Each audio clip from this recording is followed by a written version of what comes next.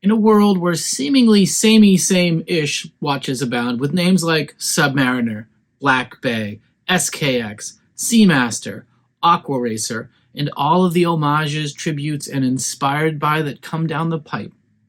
Well, in that world, what if there was a dive watch that was different and was about $100?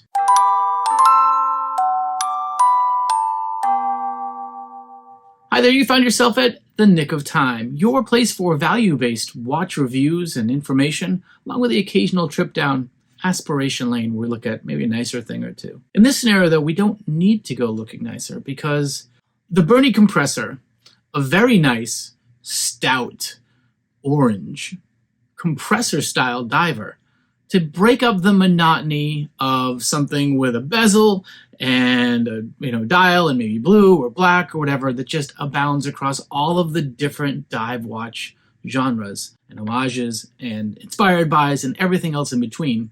The Berny gives it to you from a completely different perspective. First of all, it's orange, which is super cool. But second, it has a built-in bezel that's on the inside, so that huge piece of sapphire glass just really makes the whole thing pop. And by turning a simple knob, you actually rotate the bezel just like you would on the outside, but in such a smooth and precise feeling manner that just feels nicer. In addition, take a look at that face. It has precision details. It has some milling in there that all of which looks very nicer, very more expensive, very more elegant, and yet tough than maybe some of those competitors. And what's amazing with this watch, and what shocked me when I got it, was the fact that, an automatic, sapphire display, everything gorgeous, and with sales, I think I bought it for $85. And I've seen it as low as $75 US from AliExpress. That's incredible. Like, really, that's just absurd. And when I've worn this out, it's one of the first watches I have to grab attention and for people to ask me about it. Oh, you're in the watch game now. That thing's really cool. It's a great bait to find other people that are into watches in your circle. So cool. But let's get into some more details of what makes this thing just one of the biggest steals that are out there right now. And on Black Friday, there's a special coming up. I'll put a screenshot up right now so you can see what this will cost coming in if it so floats your boat. Before we get much further though, please click the little subscribe button, maybe even the bell, get notified when we post another video. If you feel like it, throw a comment or a like down below. As I try to help build out this channel, that'll be huge from you to help us get where we want to go.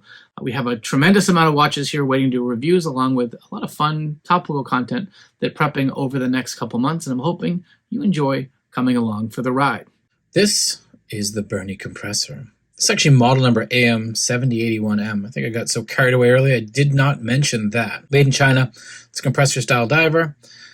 Nice thing is it does have a display in the back. You can see kind of the detail. If you're looking close, you can see the detail of the milling on the face of the watch with nice, sturdy style hands that I think match it well. I kind of wish they were a little bit longer, but overall, I think it works very, very well for this watch. It's an internal bezel, so it's stainless, but if I turn this top knob, you can actually turn the indicator and start to set your timers and get alignment to whatever you're trying to track. Super, super smooth.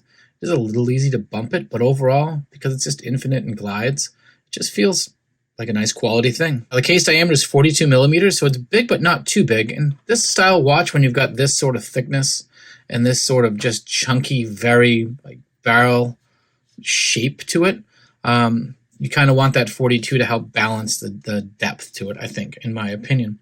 Lug-to-lug measurement is 49.6 millimeters.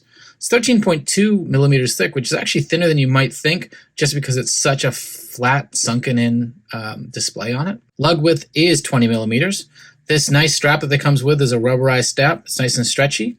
Very, very comfortable, though, and I think the texturing of it looks quite nice on the watch and on the wrist. And like I say, this holds it to your wrist very, very well. I mentioned it is sapphire crystal in the front and sapphire crystal on the rear, where you can see that kind of unadorned, they're trying a little bit with the Berny logo, not much going on there on the back, but at least it's quite nice. And as you see the specs kind of around the rim there engraved in it. Finally, water resistance is 200 meters, which is a really nice thing, especially in this price range, which means you can actually take this in your pool, take this jet skiing, take it on all your activities, and not worry about damaging it or losing it. And if you did, it wasn't terribly expensive. You just have to wait a while to get the next one. Now, talking about that movement, That movement is a Miyota 8205. It's 21 joules. It's a hacking movement with a 42-hour power reserve.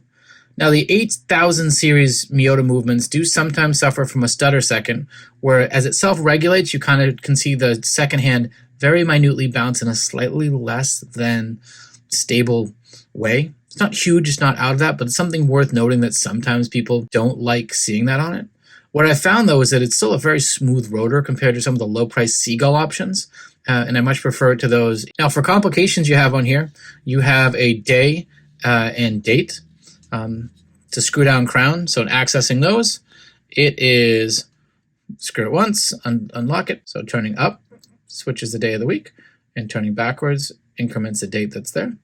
One more out here, and that's a very smooth and pretty tight setting of the time. And you can see on there that the second hand isn't moving. So there's your hacking working there so that you can keep precise seconds as you want to get this aligned up perfectly. Now, we talk about loom. There's loom on the hands and there's loom on the dial that's there. And it's actually a very bright loom. It's healthy and it holds on quite nicely. Once again, out kicking its coverage, so to speak, on a quality perspective. Here we can cut and you can see the loom in a night shot. And it's just very strong, good loom and impressive, once again, at this price point. Now, taking a closer look at the finishing, you can definitely see the brush with a little bit of a polish line right on the lip there, and then kind of a brushed upper edge. Same deal on the face. It's kind of with a sapphire crystal kind of clicks in. There's a little bit of a lip there, but overall, it gives a very nice quality and precision look. You can also see here on the crowns, just the nice little hatch engraving that's on there, which really looks a nice high quality look. Simple lugs on both sides that come out. Nothing sharp though, and overall, including the back, everything is just very, very clean, very nice. I'm impressed with the fit and finish for this. What it does very, very well, and there isn't a lot extra here to worry about. Let's now break down how we'd rate this watch using our admittedly arbitrary technique called the test of time. We're going to look at 6 different categories with an optional 7th, and overall give it a total score of how this thing can stand up against other watches overall in my collection and in things in its category. First category is value. And for value, for being a under $100 watch with a sapphire display, automatic movement, and such a unique presence and a feeling of quality in your wrist, I have to give it a 10. Next up is rarity and exclusivity. This case is kind of like the yin and yang to value, where I've got to give it a 2 just because it's very easy to pick up. It's actually been promoted on a bunch of YouTube channels over the last year or so since it came out because of that great value proposition that it has. But at a 2, I think it's probably right. Next up is materials, and with its stainless steel case, that sapphire crystal display, the overall aesthetic completely matching its purpose as a dive watch. It's just overall in my hands, in everything, feels great. I'm going to give it an 8. Next, the very subjective look. I think it looks like an 8. I like the way it looks. I think it's unique. I think it stands on its own from a style perspective and from a presence that garners a lot of attention and makes people think that it's probably a lot more special or expensive than it is. It's definitely special, but more expensive than it is. From a finishing perspective, we're going to give it a 7. There's nothing revolutionary going on here, but all of the basic details fit to purpose that it has are done at a very nice level. And I think 7 is commensurate to how it's built, put together, and what it's trying to do. In addition, that band, it's a stretchy sort of black rubber band. What's nice about it is it kind of hides the mass of the watch by holding it tight to your wrist without being uncomfortable, whereas an over-tightened bracelet might be. For movement, I'm going to give it a 7 as well. This is a Miyota 8215 movement, which is not the world's best automatic movement, but it is very functional, highly reliable.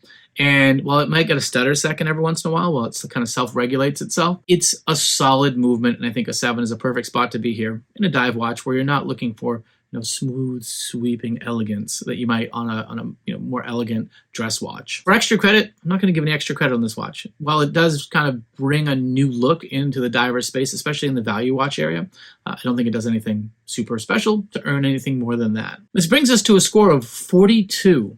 If you look here, you can see the 42, how it compares to the other watches I've prepped for review that I have in my collection. I think it's a solid middle-of-the-road score for a very low-price, high-value watch. You think you'd be hard-pressed to find another more unique diver that's available in this range, finished as it is with the presence that it has. So the scores are out of the way. Let's talk with our 60-second pitch. Look, this is a fantastic watch. I've talked a lot about its merits, the wonderfulness of it, the things that I like so much about it. And I think you'd be really hard pressed to find something else in this price range. I'm beating a dead horse here. It just feels so cool. But the other thing about it is it's such a unique looking watch, and the presence on the wrist, and when you're looking at it when it's on, and just it makes you feel different. It's very easy to get trapped into the go buy a sub or a sub homage or a Black Bay or some of the Seiko homages that are out there, the different ones that have come out over the years. You get any of these ones here, even my Orient Kamasu, and they're all very much variations on a theme. Maybe you want a harder edge or a softer edge or a thinner one or a bigger face or whatnot. There are so many watches that are different adjustments to the variables that make up that watch. But the Berny is a whole different thing. And it's almost like a palate cleanser to still be in a diver, to still be a watch that you can wear and do anything with, and yet be able to just buy it so inexpensively and mix everything up and add it to your collection. Cannot recommend this watch enough. I'm obviously love it, and I think, at some point we're going to do the Mount Rushmore of inexpensive watches, and when I do that, this will be one of the cornerstone watches on that collection. With all of that, this is the Nick of Time. I've been Nick. You've been you. Please comment below. Let me know what you think of this selection. Suggest any other watches you'd like to see, and enjoy the journey. And just remember, it doesn't take a whole lot of money to have something on your wrist that makes you smile. Take care.